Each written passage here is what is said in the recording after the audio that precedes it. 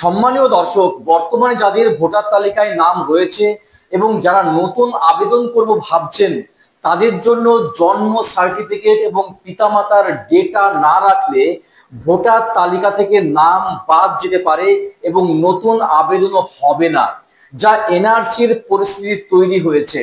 কেন লাগবে birth certificate voter তালিকায় নাম নথিভুক্ত করতে গেলে, বা কেন লাগবে বার্থ সার্টিফিকেট ভোটার তালিকায় নাম থাকতে হলে? নির্বাচন কমিশনের সদ্য প্রকাশিত এই নিয়মের বিরুদ্ধে অভিযোগ তুলেছেন রাজ্যের মুখ্যমন্ত্রী মমতা বন্দ্যোপাধ্যায়। শুধু কি তাই, 1 জুলাই 1987 থেকে 2রা ডিসেম্বর 2004 পর্যন্ত, অর্থাৎ এই পিরিয়ডের মধ্যে যারা জন্মগ্রহণ করেছেন, এর ভোটার তালিকায় নাম থাকতে হলে, ভোটার তালিকায় নাম রাখতে হলে এবং নতুন ভোট লিস্টেড করতে হলে তাদের একটা ফর্ম কিন্তু ফিল আপ করতে হবে। আর সেই ফর্মে কি জানাতে হবে? জানাতে হবে আপনার জন্ম তারিখ এবং জায়গার নাম এবং পিতা মাতার পরিচয় পত্র জানাতে হবে সেই ফর্মে। শুধু কি তাই, নির্বাচন কমিশনের সদ্য প্রকাশিত যে রুলস বা নিয়ম, তাতে বলা হচ্ছে 1 জুলাই 1987 সালের আগে যাদের জন্ম, তাদের নিজেদের পরিচয়পত্র এবং জন্ম তারিখ উল্লেখ করতে হবে, এবং 1 জুলাই 1987 সালের পরে যাদের জন্ম, তাদের নিজেদের জন্ম তারিখ এবং পরিচয়পত্রর সাথে সাথে তাদের পিতামাতারও পরিচয়পত্র জানাতে হবে। গুরুত্বপূর্ণ ইনফরমেশন, গুরুত্বপূর্ণ আপডেট এবং নির্বাচন কমিশনের ভয়ঙ্কর কিন্তু রুলস। এর বিরুদ্ধে মাননীয় মুখ্যমন্ত্রী মমতা বন্দ্যোপাধ্যায়ের প্রতিক্রিয়া। আমি বুঝতে পারছি না, অ্যাজ এ লেম্যান আমরা কম জানি, কিন্তু why they have targeted what they want that young generation will not vote for. Sometimes they do not know where is the villagers, especially the poor people, especially the hawkers, bakers, or the poor people, commoners, where they will get the mother certificate, the father certificate. Is it NRC? নির্বাচন কমিশনের সদ্য প্রকাশিত যে rules অর্থাৎ নিয়ম, সেই নিয়মের বিরুদ্ধে গোটা রাজ্য রাজনীতি তোলপাড় এবং বিতর্ক সৃষ্টি হয়েছে। বাংলার মুখ্যমন্ত্রী মমতা বন্দ্যোপাধ্যায়ের মনে প্রশ্ন আর বিতর্ক। সেই প্রশ্নগুলোর মধ্যে তিনি বলতে চাইছেন, যদি জন্ম সার্টিফিকেট বা পরিচয়পত্র বা পিতামাতার পরিচয়পত্র না জানাতে পারেন, তাহলে কি ভোটার তালিকা থেকে নাম বাদ পড়ে যাবে?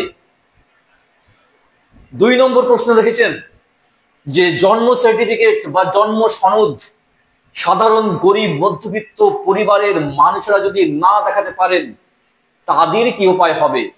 3 নম্বর প্রশ্ন রেখেছেন যে এনআরসির মতো নির্বাচন কমিশনের যে পদক্ষেপ, এই পদক্ষেপ কি সংবিধান বিরুদ্ধ? 4 নম্বর প্রশ্ন রেখেছেন নির্বাচন কমিশনের এই যে পদক্ষেপ, তা বাংলার ভোটারদের উপর কি হস্তক্ষেপ? সমস্ত কিছু প্রশ্নের উত্তর জানতে হলে অবশ্যই সঙ্গে থাকবেন কিছুক্ষণ। ভিডিও ভালো লাগলে লাইক এবং শেয়ার করে চ্যানেলটি সাবস্ক্রাইব করে রাখবেন এই ধরনের গুরুত্বপূর্ণ আপডেট নিয়ে। চলুন দেখে নেই বিস্তারিত আপডেট। রাজ্যের মুখ্যমন্ত্রী মাননীয় মুখ্যমন্ত্রী মমতা বন্দ্যোপাধ্যায়, তৃণমূল সুপ্রিমো মমতা বন্দ্যোপাধ্যায়, তিনি কি বলতে চেয়েছেন এবং কি প্রতিক্রিয়া দিয়েছেন, চলুন টিভি স্ক্রিনে। ভোটার তালিকা সার্বিক সংশোধনের কথা জানিয়েছে নির্বাচন কমিশন। 1, নাগরিকত্বের সুনির্দিষ্ট পরিচয়পত্র ছাড়া নাম তোলা যাবে না ভোটার তালিকায়। 2, সকলকে ভারতীয় নাগরিকত্বের সেলফ অ্যাটেস্টেড ডিক্লারেশন জমা দিতে হবে। 3, 2003 সালের ভোটার তালিকায় নাম ছিল না যাদের, তাদের জন্মস্থানের প্রামাণ্য নথি জমা করতে হবে। 4, 1987 সালের 1 জুলাইয়ের আগে যারা জন্মগ্রহণ করেছেন, তাদের জন্ম তারিখ এবং জন্মস্থানের প্রামাণ্য নথি দাখিল করতে হবে। 5, 1987 সালের 1 জুলাইয়ের পর যারা জন্মেছেন, তাদের নিজের পরিচয়ের পাশাপাশি বাবা মায়েরও নথি জমা দিতে হবে। 6, 2004 সালের 2রা ডিসেম্বরের পরে জন্মগ্রহণকারীদের ক্ষেত্রেও একই নিয়ম। কেন 1987 থেকে 2004 সালের মধ্যেকার এই সময় কি নিশানা? প্রশ্ন তুলেছেন মুখ্যমন্ত্রী মমতা বন্দ্যোপাধ্যায়। এর মধ্যে তিনি দেখছেন এনআরসির চক্রান্ত। আমি বুঝতে পারছি না, অ্যাজ এ লেম্যান আমরা কম জানি, কিন্তু why they have targeted what they want that young generation will not vote for. সামনে বিহারে বিধানসভা ভোট। 2003 সালের পর এবার ফের বিহারে হবে ভোটার তালিকা স্পেশাল ইন্টেন্সিভ রিভিশন। ভোটারদের দুয়ারে দুয়ারে যাবে নির্বাচন কমিশনের কর্মীরা। কমিশনের এই সক্রিয়তাকে কটাক্ষ করেছেন মুখ্যমন্ত্রী মমতা বন্দ্যোপাধ্যায়। বলছেন, বিহার বাহানা, বাংলা নিশানা। বেড়াল দেখিয়ে বাঘের ছোঁয়া, বেড়াল দেখিয়ে বাঘের মাসিকে দেখে বাঘকে ছোঁয়া। অর্থাৎ Bihar is not the factor, only 2.5 months are there. Bengal is targeted, and after that all the state will be targeted. নির্বাচন কমিশনের দাবি ভোটার তালিকা সংক্রান্ত এই ধরনের স্পেশাল ইন্টেন্সিভ রিভিশন হচ্ছে সংবিধানের ৩২৬ অনুচ্ছেদ মেনে এবং ভারতের জনপ্রতিনিধিত্ব আইন ১৯৫০কে মান্যতা দিয়ে। তবে কমিশনের সিদ্ধান্তে ঘাপলা দেখছেন তৃণমূল নেত্রী। আরো অনেক ঘাবলা আছে, এগুলো স্টাডি করতে টাইম লাগবে, কিন্তু প্রথম ঘাবলাটা তো আমি বের করে দিলাম। আপনারা শুনলেন মাননীয় মুখ্যমন্ত্রী মমতা বন্দ্যোপাধ্যায়ের প্রতিক্রিয়া এবং যে প্রশ্নগুলো তিনি রেখেছেন, যে বিতর্ক সৃষ্টি হয়েছে নির্বাচন কমিশনের নতুন নিয়ম অনুযায়ী, তাতে কিন্তু এই উত্তর কিন্তু অনুত্তর থেকে যাচ্ছে। অর্থাৎ এই প্রশ্নের উত্তর কিন্তু পাওয়া যাচ্ছে না। নির্বাচন কমিশনের উপর ডিপেন্ড করছে সমস্তটাই।